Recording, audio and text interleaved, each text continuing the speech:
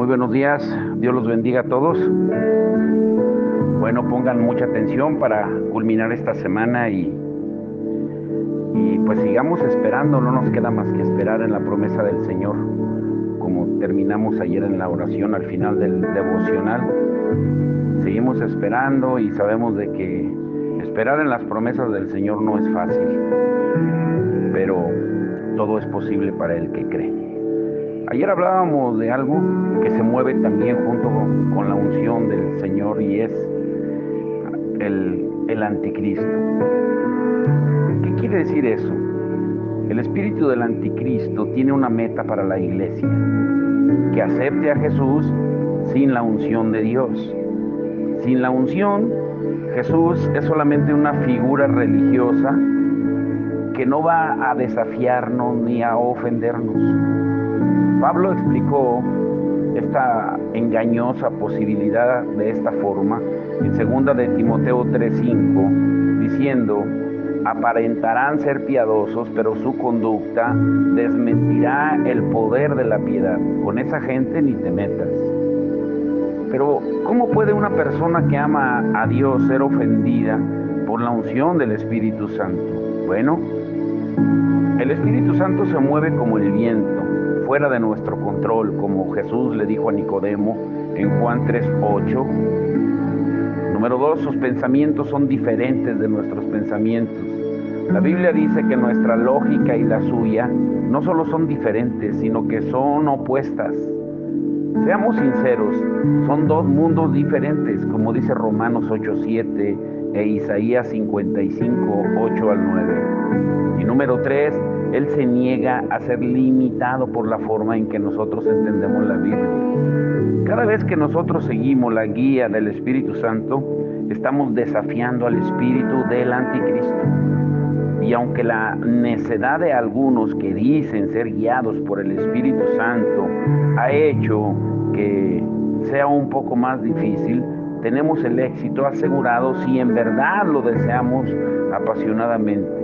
Él no dará una piedra a ninguno que le pida un pan, como Jesús lo dijo, que si nosotros siendo malos sabemos dar buenas dádivas a nuestros hijos, ¿cuánto más nuestro Padre Celestial nos dará el Espíritu Santo a aquellos que se lo pidan? Ahora, necesitamos entender primeramente qué es el poder de Dios.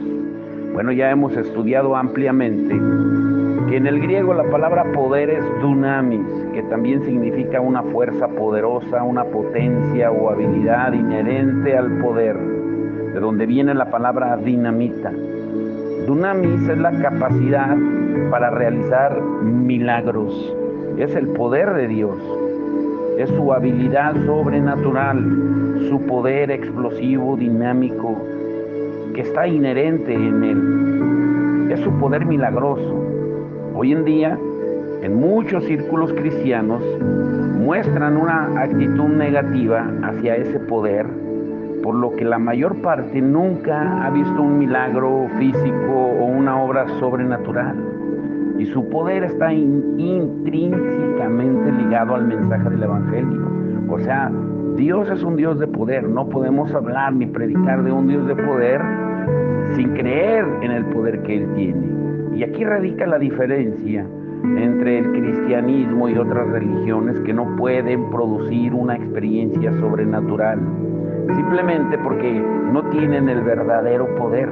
El diablo es un falsificador, que ahorita vamos a estudiar todo eso. Pero si leemos atentamente el libro de los Hechos, los 28 capítulos, nos damos cuenta que el poder sobrenatural de Dios está presente en cada uno de los 28 capítulos.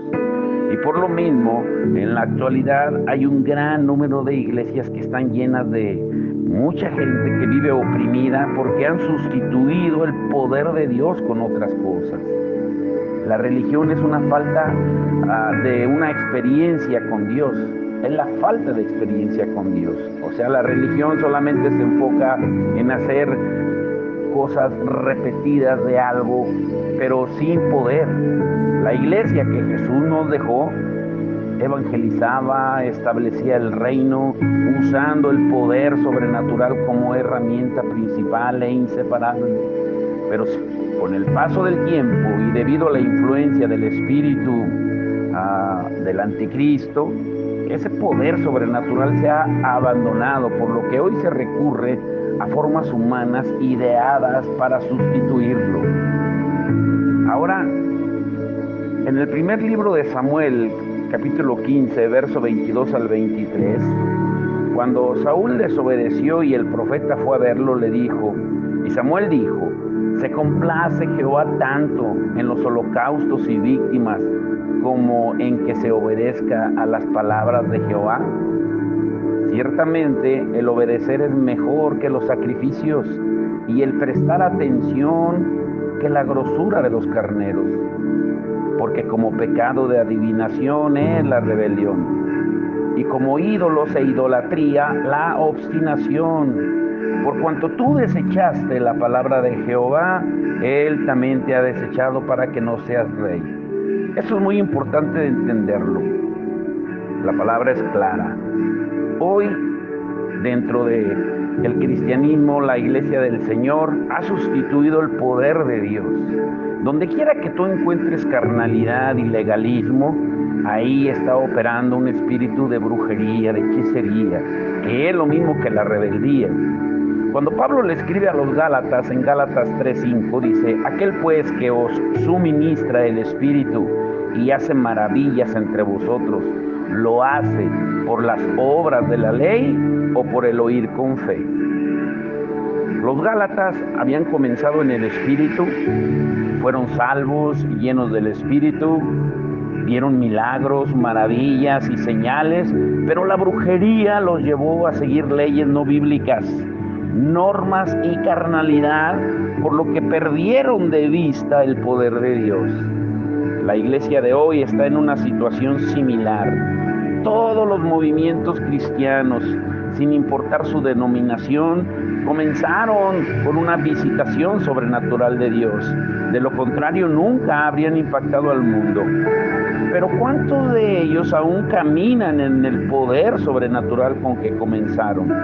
Lamentablemente muy pocos. ¿Qué les sucedió? Que lo almático, lo del alma, sustituyó a lo espiritual.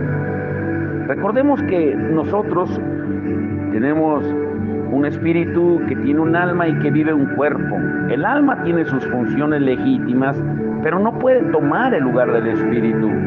Cuando la gente se aparta de lo sobrenatural, comienza a confiar en sus propias habilidades y fuerzas, moviéndose del espíritu al alma, al intelecto, al razonamiento, a las emociones, y entonces ocurre una sustitución en la que la religión toma el lugar de la realidad espiritual.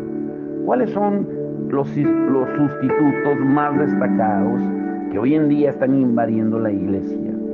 Número 1, la teología, el estudio de Dios, pero sin la inspiración del Espíritu Santo, que ha tomado el lugar de la revelación. La teología es el hombre estudiando a Dios con su mente y su razonamiento. Y ese estudio es correcto, pero para que sea efectivo necesita la revelación del Espíritu Santo. Como Pablo le escribe a los Corintios en 1 Corintios capítulo 2, todo el capítulo 2, de que las cosas del Espíritu han de ser discernidas en el Espíritu. Pero hoy en día la humanidad balancea el conocimiento que deriva del estudio de la palabra de Dios, del conocimiento que proviene del Espíritu Santo.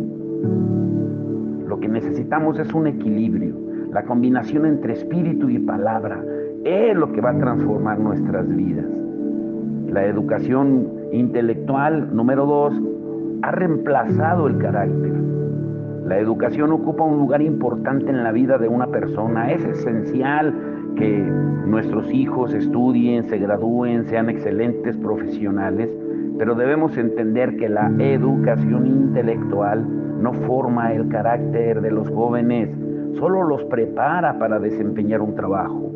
Lo único que puede formar el carácter y transformar el corazón del hombre es el poder de Dios. Por eso es muy peligroso entrenar a la gente intelectualmente sin lidiar con su carácter, sin tratar con su carácter. Cuando tú educas la mente carnal, mundana, sin entrenar el carácter, estás levantando un enemigo de Dios, un anticristo, muy bien educado.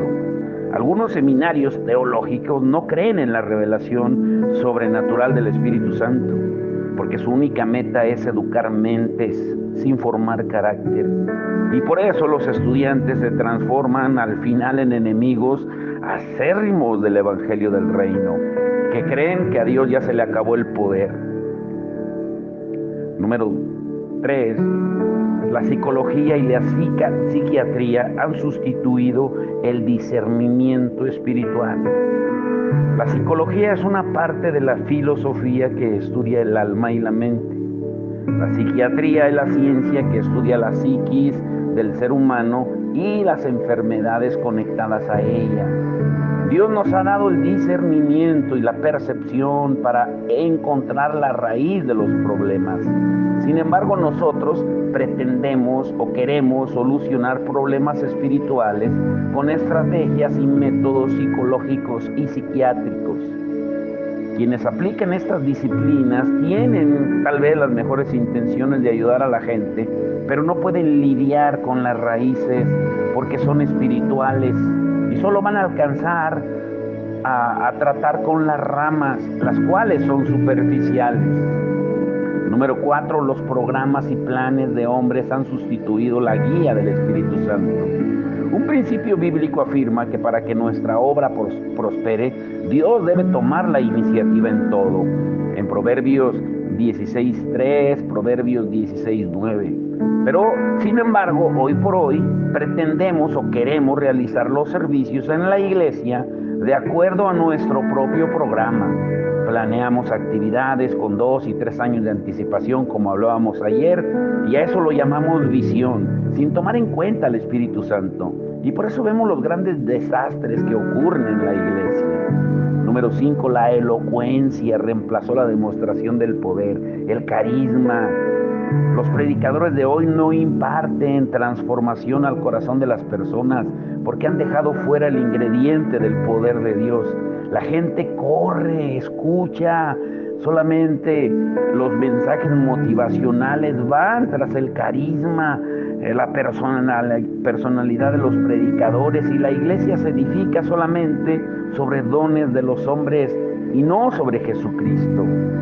Número 6, los apóstoles y profetas fueron reemplazados por buenos administradores. Los apóstoles y profetas son los que traen rompimiento, revelación y poder a la iglesia. Recordemos que la palabra apóstol es enviado y un profeta es el que habla la palabra de Dios. No son títulos rembombantes ni títulos de grandeza para que se exalte al hombre, no.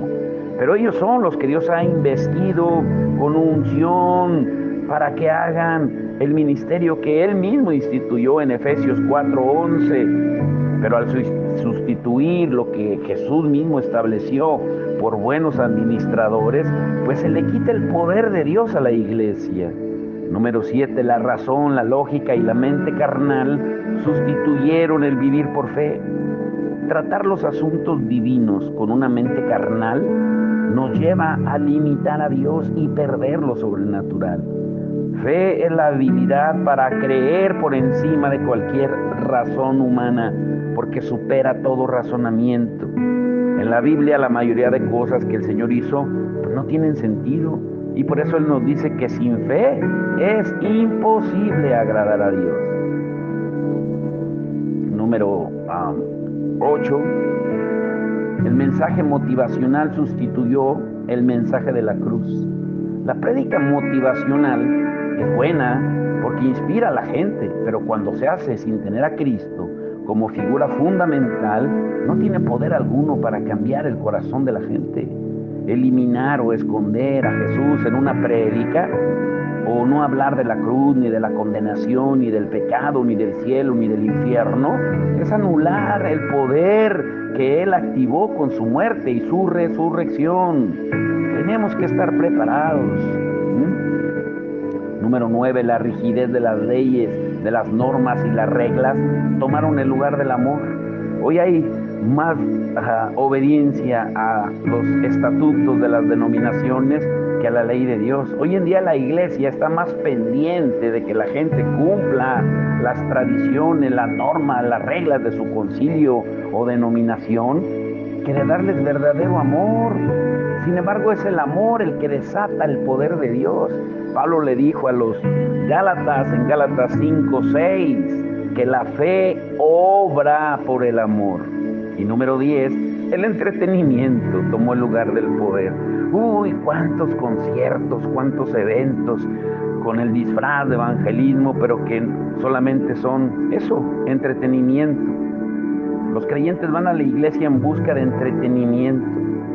Y muchas veces los líderes ministros usan eso para mantener la membresía de la gente, para que no se vayan, para mantenerlos entretenidos.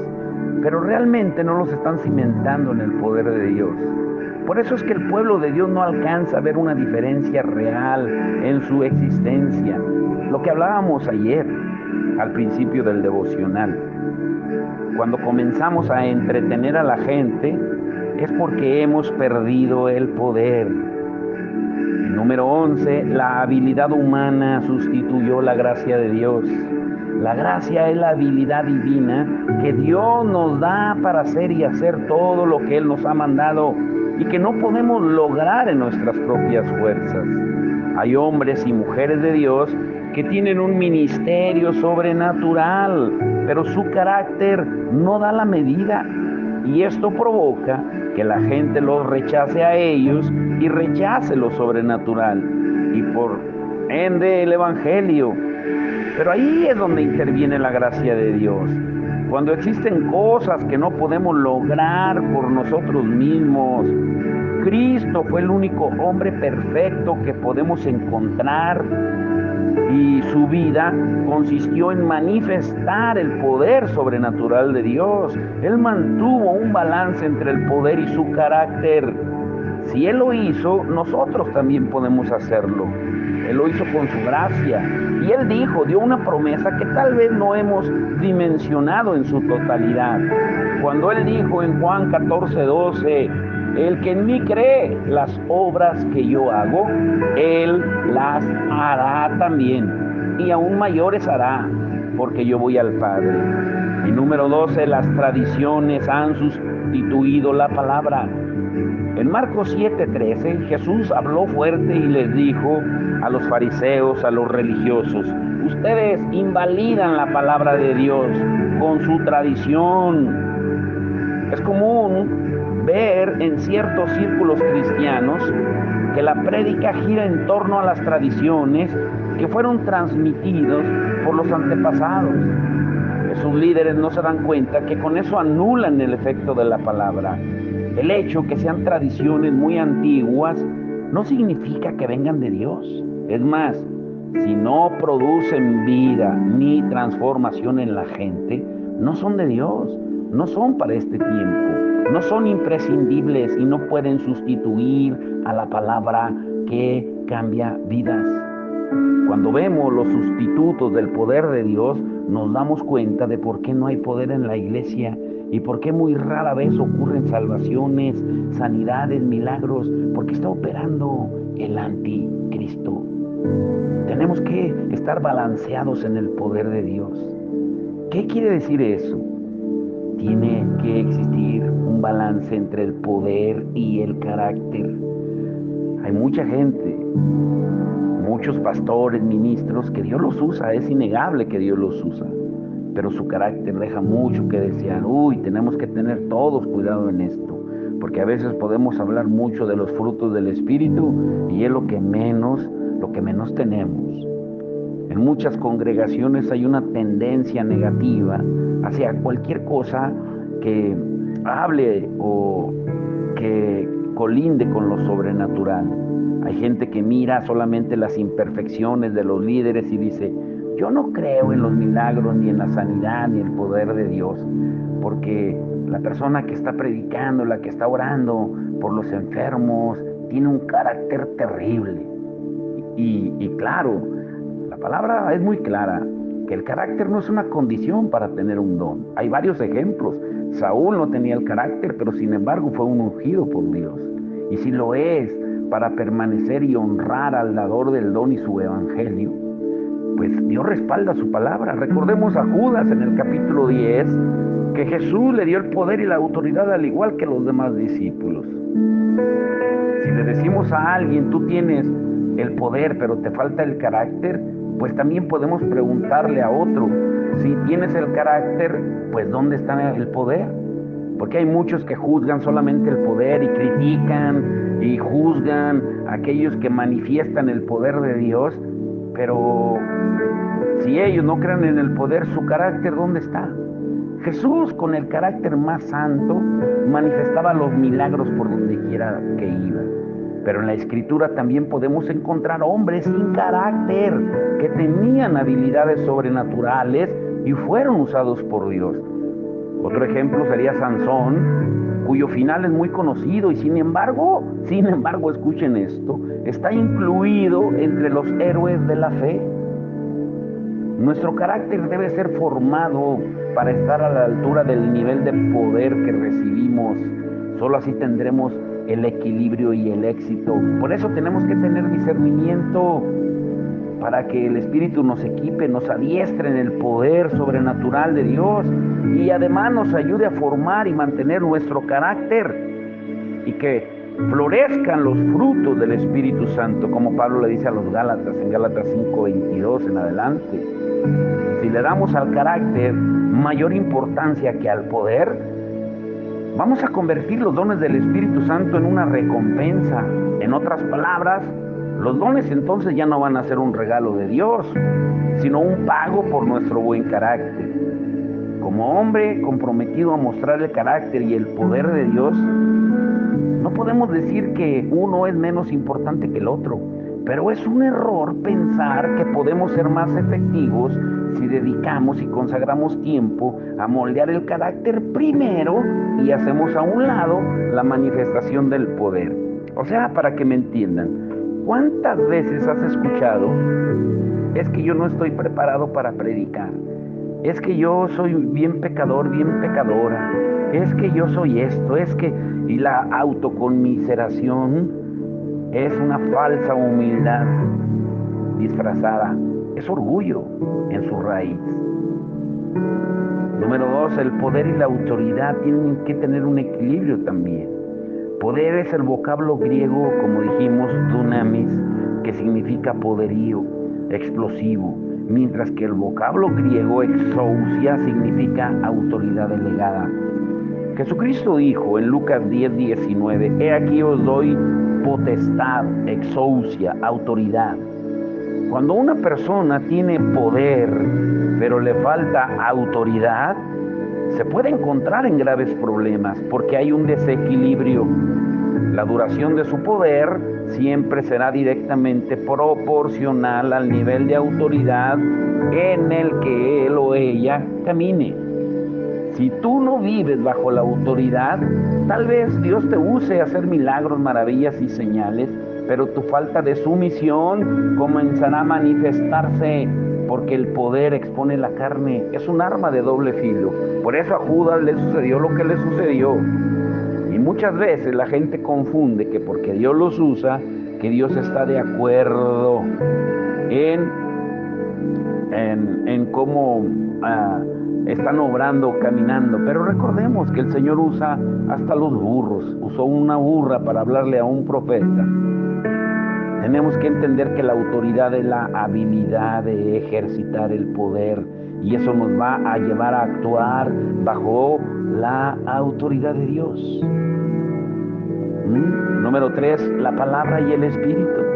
En 1 de Juan 5:7, el apóstol Juan, dice, porque 3 son los que dan testimonio en el cielo, el Padre, el Verbo y el Espíritu Santo, y estos 3 son uno. Siempre que enseñemos la palabra de Dios, debemos esperar la manifestación del Espíritu.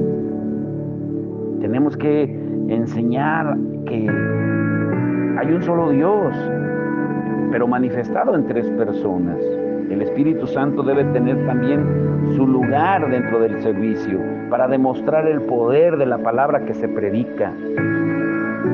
Pero va a existir un desequilibrio cuando las personas solo se enfoquen en la palabra, pero no le den lugar al Espíritu, o solo se enfoquen en las manifestaciones y le quiten prioridad a la palabra. Tiene que haber un equilibrio. Pero si mantenemos el equilibrio entre la palabra y el Espíritu, entonces vamos a experimentar la completa bendición de Dios. Porque grábense esto, es posible tener una experiencia y ser engañados, pero el no tener una experiencia ya es un engaño. Porque entonces, ¿de qué Dios estás hablando? ¿De qué Dios estás predicando? ¿De qué Dios estás enseñando? Tiene que haber un equilibrio. Número 3, el poder y cosecha. El poder y cosecha. Tenemos que discernir la relación que hay entre avivamiento y cosecha. El avivamiento es recibir el poder para salir a recoger la cosecha de almas. Si no recogemos la cosecha, pues la experiencia del avivamiento es vana. Tú has sido escogido, capacitado y ungido por el Espíritu Santo para ir al mundo a buscar las almas, para predicarles del Evangelio del Reino.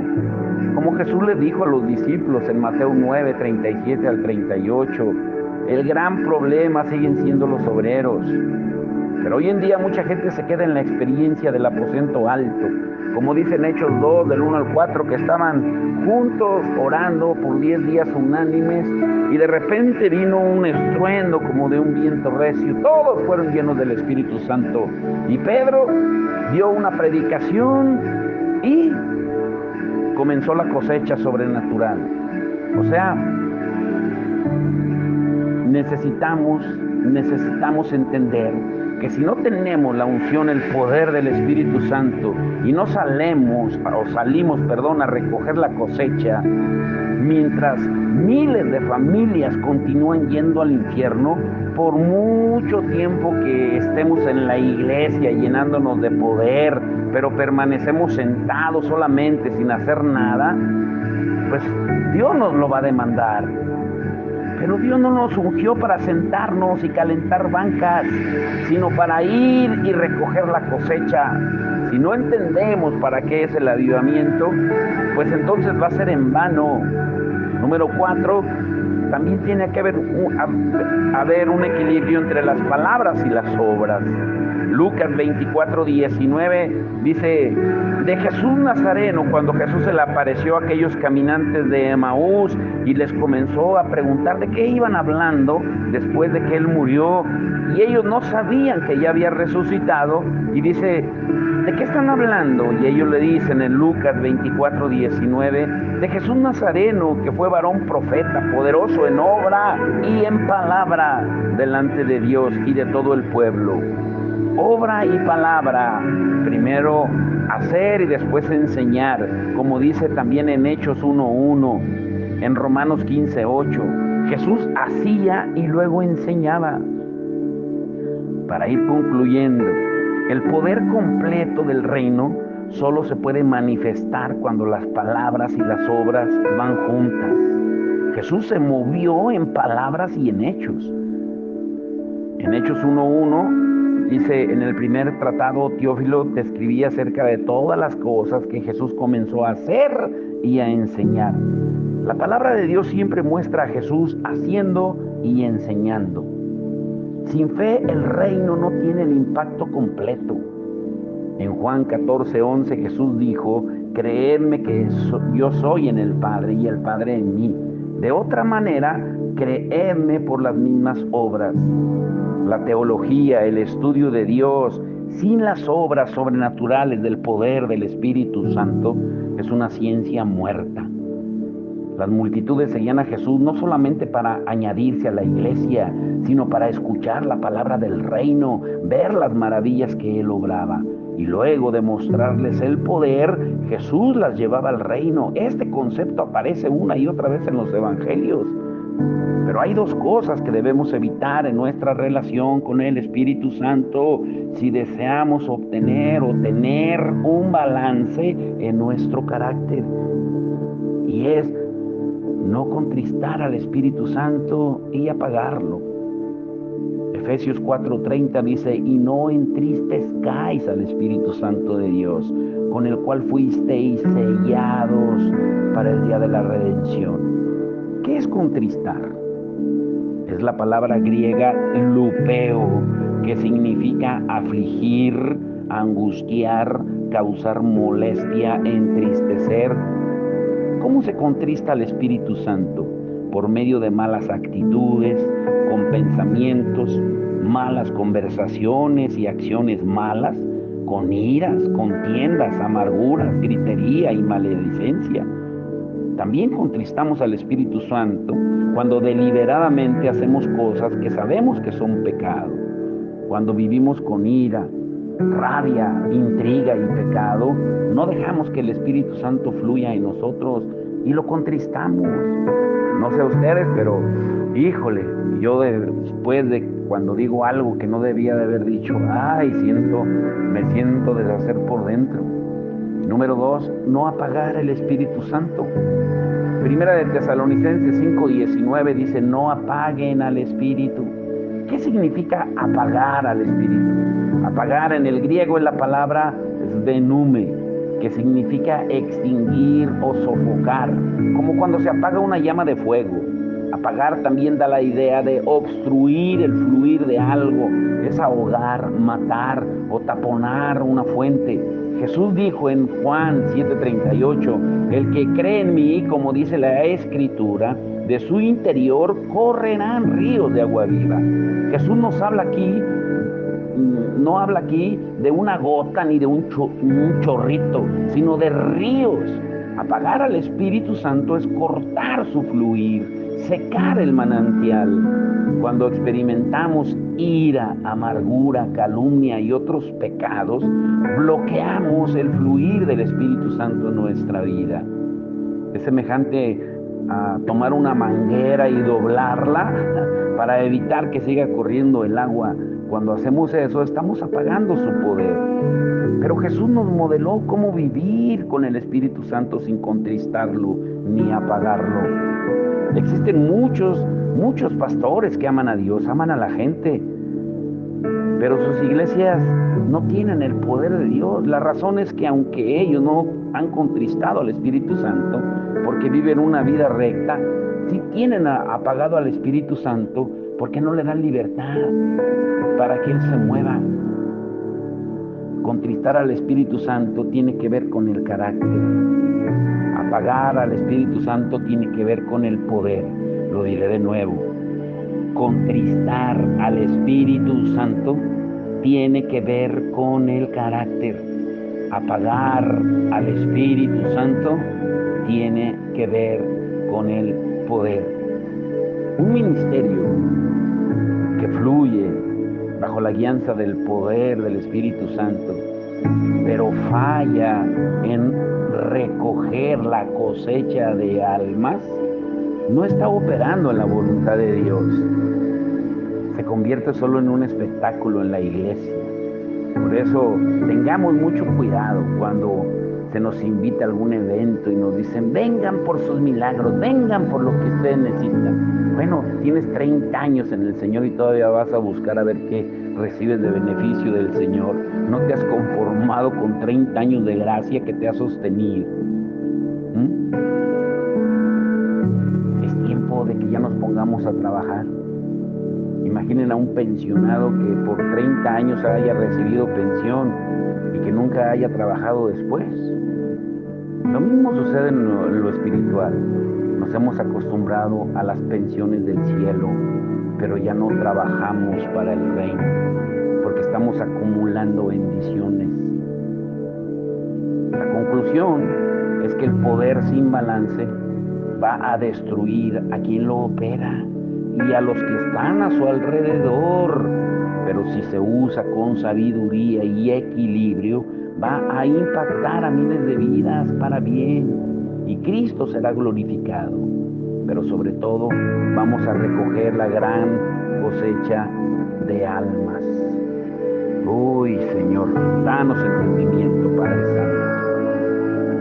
Y escuchen muy bien lo que estudiaremos para el domingo. La predicación del domingo será guerrear para invadir.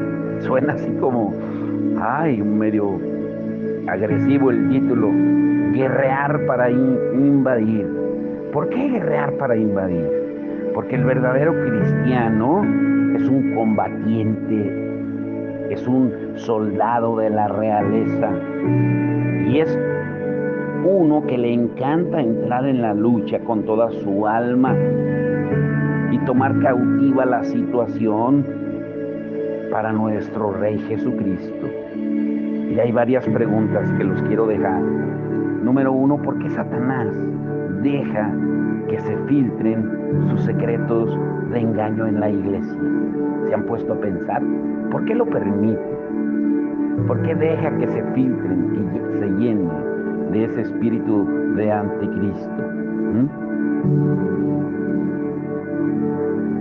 ¿Cuáles son los secretos bíblicos de la guerra? Escúchenlo bien, eso está interesante, muy hermoso. ¿Cuáles son los secretos bíblicos de la guerra? Y esta pregunta está muy interesante. ¿Por qué existen varias cegueras espirituales en la Biblia? ¿Y cómo puedes tú perderte el mover de Dios? Con eso te quiero dejar, para que pienses y medites durante estos días. Pero es tiempo de que nos activemos. El Señor te ungió con un propósito, no para que la unción la tengas almacenada, guardada, sino para que la pongas en acción. Y es tiempo que echemos fuera ese espíritu del anticristo, que se manifiesta de diferentes maneras, como lo estudiamos hoy. Si tú detectas alguno de esos puntos que estudiamos hoy, es tiempo que oremos con la autoridad y el poder de Dios. Padre, en el nombre de Jesús, damos gracias, Señor. Gracias por esta semana, Señor. Señor, porque seguimos esperando. Así como tú le dijiste a los discípulos cuando resucitaste y les hablaste ahí en Hechos 1:4 al 8, no se muevan hasta que sean llenos del poder del Espíritu Santo, para que me sean testigos en Jerusalén, Judea, Samaria y hasta lo último de la tierra. Estamos esperando, Señor, para que tú nos llenes de ese poder, Señor, y nos lleves a esa tierra que tú ya tienes, Señor, a esa tierra que ya no es prometida, a esa tierra que tú ya tienes designada, Señor. Un lugar donde va a haber libertad y gozo, alegría y poder manifestado tuyo, Señor, donde el único propósito será exaltarte, porque ese es el propósito del Espíritu Santo, como tú lo dijiste en Juan 16:14, que Él iba a venir. Convenía que tú te fueras para que Él viniera y nos mostrara los secretos, porque Él escucha todo lo que tú y el Padre hablan, y vendría y nos lo revelaría, y Él te glorificaría a ti, y Él sería el que nos guiaría, el que nos consolaría, el que nos daría el poder y la autoridad, el denuedo y la valentía, Señor. Por eso hoy nos aferramos más, Señor, a la guianza y a la dirección de tu Espíritu, sabiendo, Señor, que si somos guiados por tu Espíritu Santo, vamos en un camino seguro, Señor. Y aunque nuestra carne, Señor, nos desesperemos, tratemos, Señor, de hacerlo en nuestras fuerzas, tú nos das esa paz que sobrepasa todo entendimiento para esperar en tu perfecta voluntad, Padre. Señor, te rogamos de antemano, Señor, por Lupita, Señor, por su boda que está próxima, por la unión que va a tener con Abraham, Señor, que desde ahora, Señor, seas tú influyendo, Señor, en esa promesa de matrimonio que se concluirá, Señor, el 9 de julio. Señor, nos unimos, Señor, por su felicidad, el gozo de ella, Señor, recordando que el matrimonio, Señor, es un reflejo tuyo y de la iglesia que somos cada uno de nosotros. Y así como ella se está preparando, que también nosotros nos preparemos, Señor. Ella es una hija tuya, Señor, y te pedimos, Señor, que tú la libres de la trampa del cazador, Señor. Que tú le des discernimiento, que tú le des sabiduría en todo. Igual, Señor, a su prometido, a su futuro esposo, que va a ser la cabeza del hogar, Señor, y que lleva un nombre bíblico, Abraham, el Padre de Naciones, que es lo que significa ese nombre, Señor. Que tú le des la sabiduría. Nos unimos como iglesia, como cuerpo, Señor, y sabemos de que todo obra para bien para los que te amamos, y todo va a obrar para bien. Sabemos que este camino, Señor, cuando caminamos en los desiertos no es fácil, pero contigo todo es fácil. Porque si sostuviste, Señor, al pueblo de Israel por 40 años en el desierto con maná del cielo, con alimento del cielo, con un vestido divino, porque nunca se les acabó ni se les desgastó, y un calzado divino que nunca se les rompió, Señor, porque así como crecía el pie, crecía el zapato, el guarache, ¿no? Las sandalias, Señor, pues tú lo haces también. Y tú nos lo dijiste claramente en Mateo 6:33, que buscáramos primeramente tu reino y tu justicia, y todo lo demás vendría por añadidura. Y queremos caminar en tu perfecta voluntad, en el nombre de Jesús. Amén y amén.